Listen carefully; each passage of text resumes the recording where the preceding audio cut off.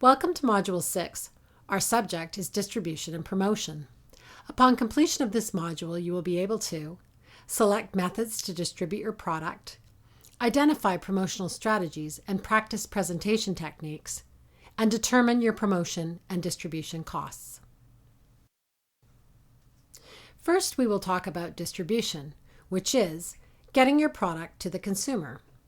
Distribution is one of the 4 P's of marketing. Place. Once you know your market area and have safely processed and packaged your product, you will have to place it where your customer can buy it. There are 2 types of customers you need to consider when distributing: the consumer or end user through direct sales, and an intermediary or middleman like a retailer, wholesaler, or broker. Direct selling to the consumer includes farmers markets, internet sales, sales outlet from farm or processing facility, events or arts and crafts shows.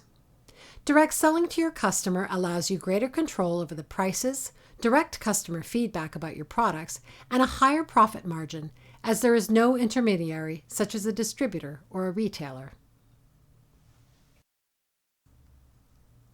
There are some significant benefits to selling direct to the consumer, including greater control of pricing.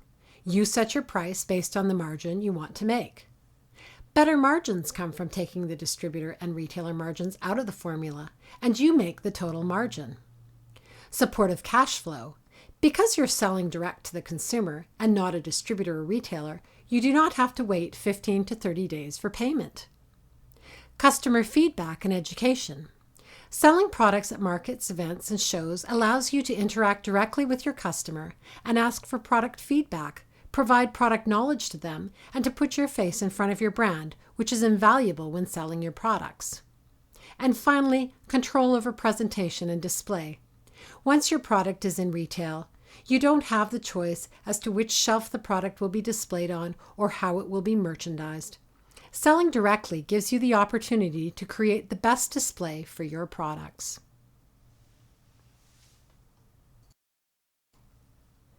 When selling to a retailer, you are selling indirectly to the consumer, as the retailer is the intermediary between you and the consumer. Each retailer serves a different type of customer. Retailers fall into different categories called classes of trade. Some examples of classes of trade are grocery, which is made up of independent grocery, natural food, specialty, and ethnic food stores. Mass market are stores that are typically big box stores and offer products of mass appeal, but not necessarily high quality. Chain grocery stores. We have both regional and national chains in Canada. In the West, Canada Safeway or the Overweighty Food Group are regional chains, and Loblaws is a national retailer with hundreds of stores across Canada. C-stores are convenience stores and are located with gas stations and standalone stores across the country, like 7-Eleven or Mac's convenience stores. There are advantages and disadvantages with each type of retailer. Smaller, independently owned outlets can usually make decisions on what they will stock and negotiate the terms and conditions. The disadvantage is that the volume in a small outlet will likely be so low that you will have to develop a network of outlets, which can be costly to serve. Large retail chains will carry enough volume to supply their stores. You must ensure continuous supply. You may find that it can be expensive, as many grocery chains charge fees for product listing and advertising.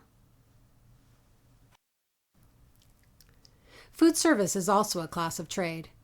There are types of businesses that fall into food service, and the opportunities to sell to this class of trade are plentiful and can support your sales efforts as well as your bottom line.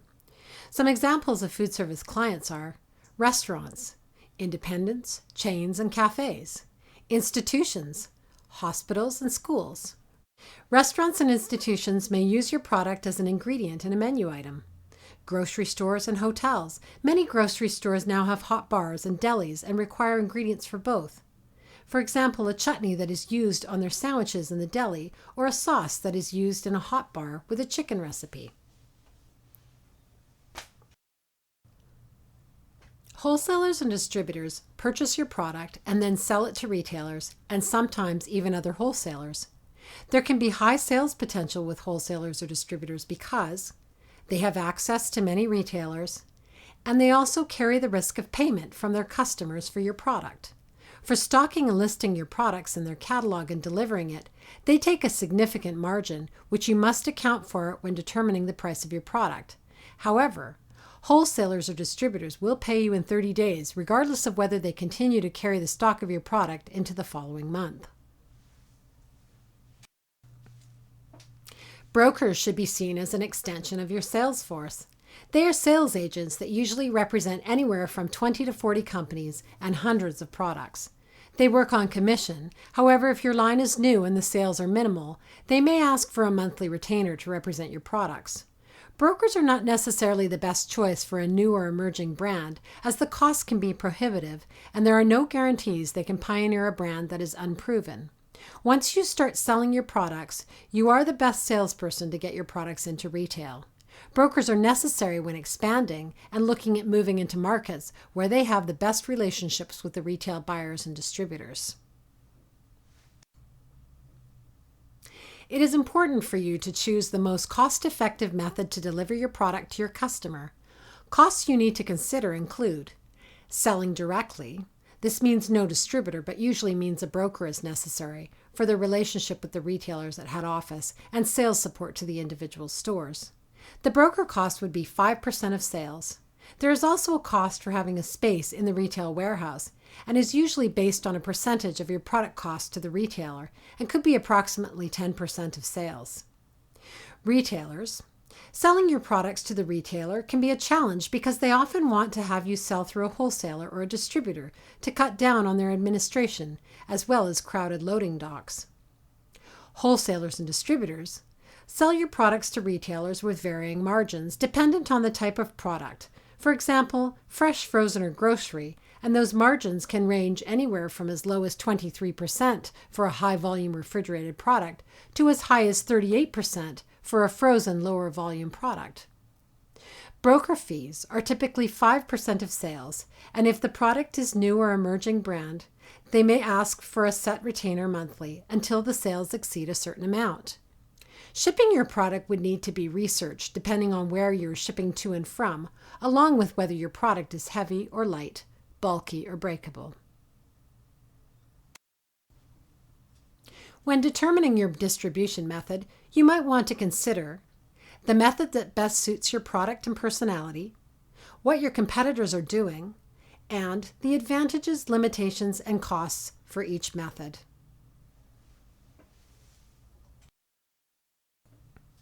Once you have identified a preferred method of distribution, you need to consider what portion of the market can you cover with your preferred method. If you deliver yourself, it is limited.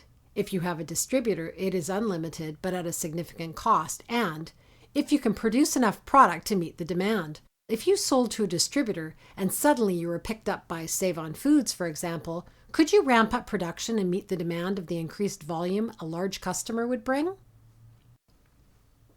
To summarize the costs of distribution and promotions, you will need to determine the following for your own products. Distribution.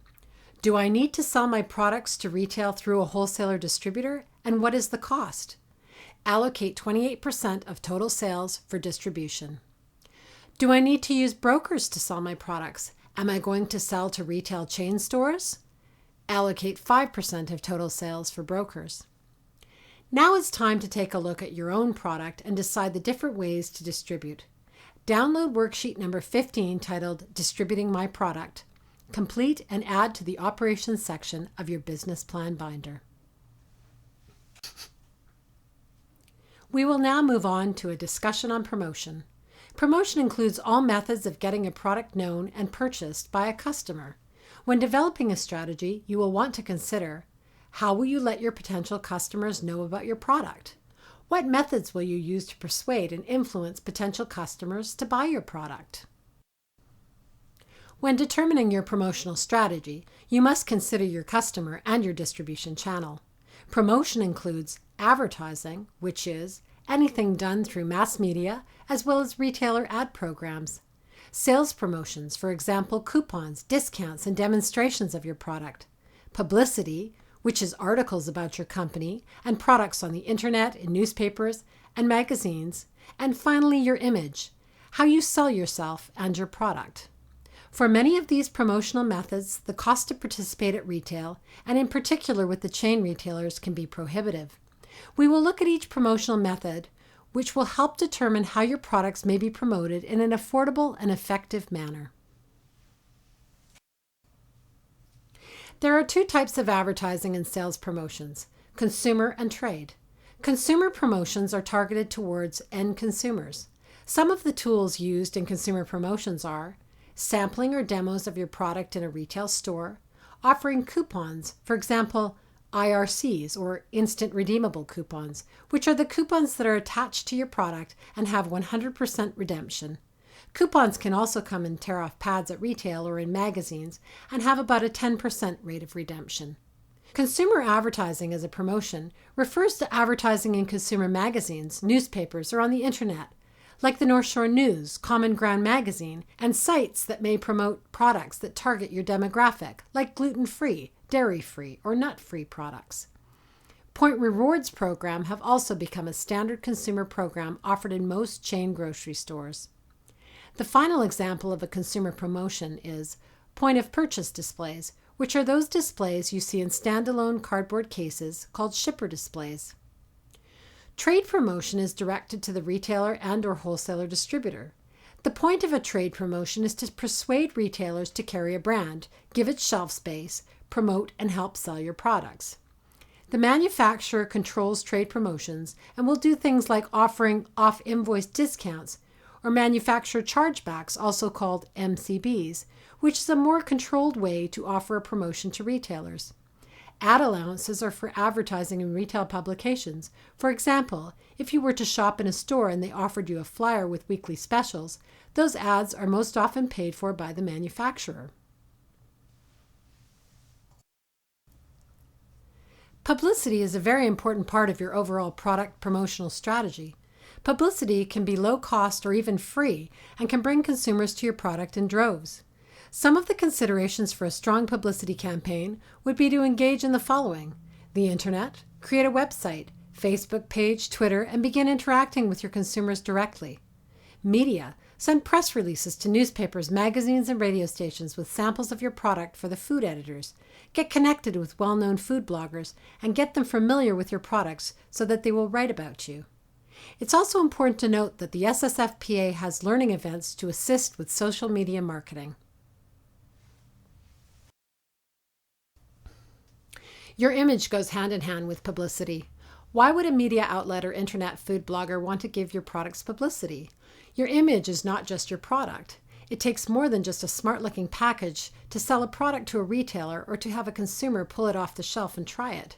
Your image is also about you, the person behind that product you have put your heart into. Why did you decide on the product you want to make? Was your child celiac and you decided to make something for their well-being? Do you have recipes from your aunt or grandmother that you have a burning desire to share with others? Is there some recipes from your heritage that you wish to create for the Canadian market because you cannot find them here?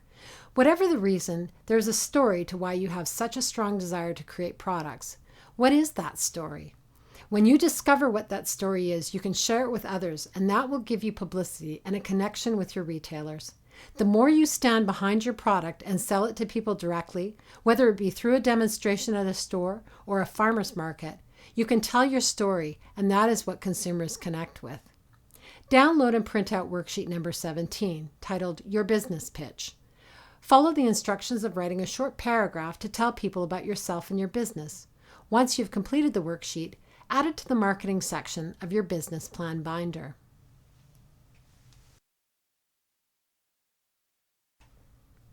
Part of determining a strategy for your promotional spend is ensuring you have the budget to do it.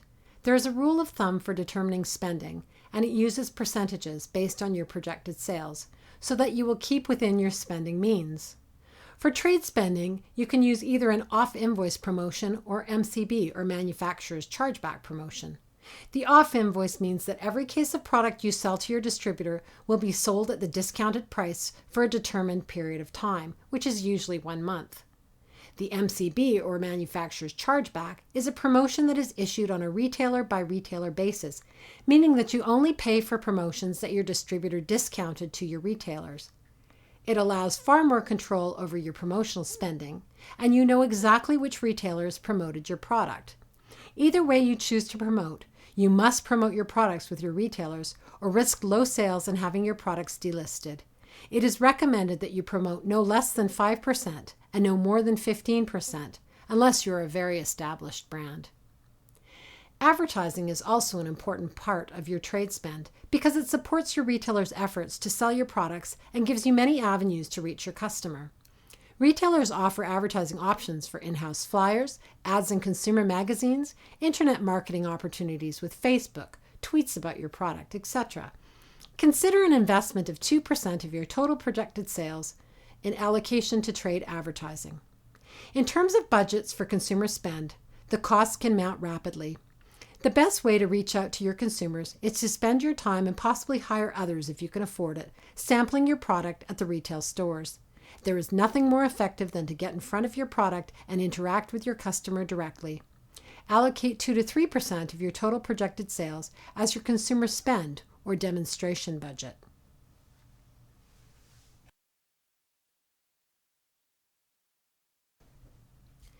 To summarize how to create a promotional budget for your products and to ensure you stay within your spending means while supporting your product, make sure you stay within the following parameters. Your retailer promotions, either with manufacturer chargebacks or off-invoice discounts, should not exceed 8 to 10% of your total projected sales. This means that it is probably prudent to promote no more than once per quarter and probably stay around the 10% mark until your product generates enough income to warrant more aggressive promotional discounts. Your advertising should not exceed 2% of your total projected sales. Your demonstration budget should not exceed 2 to 3% of your forecasted sales. One important point is that you may decide that demonstrations are far more important than advertising when you first start at retail. If that is your decision, you can take the percentage from advertising and combine it with the demonstration budget and have a 5 to 6% budget to work with. It's recommended that when you first launch your product that you stay within a conservative promotional budget and increase it as the business increases. Enter the total promotional costs on cost sheet B of your operating cost worksheet. The most important point to remember when it comes to promotion is that it is extremely necessary for the survival of your brand. It supports both the consumer purchasing your product as well as the retailer who carries your products. As you can see, there are many ways to promote at the consumer and trade level, but how do you decide what you can afford and what is the best promotional strategy for your products? Download and print out worksheet number 16 titled Promotional Ideas and determine the cost of your promotions. Once you have completed the sheet, add to the marketing section of your business plan binder. Now that you understand the ways to distribute and promote your products, as well as the costs associated with them, we will work to further integrate those thoughts on distribution and promotion and to determine how these costs affect the cost of getting your product to your customer. Download worksheet number 18 titled Matching Distribution and Promotion and complete the worksheet by following these steps. 1. Choose 2 methods of distribution from worksheet number 15 titled Distributing My Product and ensure the following criteria are met. The method suits your product and personality. It's a match with your target market. You can produce enough product to meet the demand. And finally, it is the most cost-effective method to deliver product to your customer. 2. If your top 2 choices meet the criteria, then determine the cost and include the cost of selling directly, either yourself or a staff person, retailers, wholesalers, brokers' fees or commissions, and the cost of shipping. 3. Take out worksheet number 16, Promotional Ideas, where you listed and ranked methods of promotion. Match some of these promotional methods to the distribution methods you choose.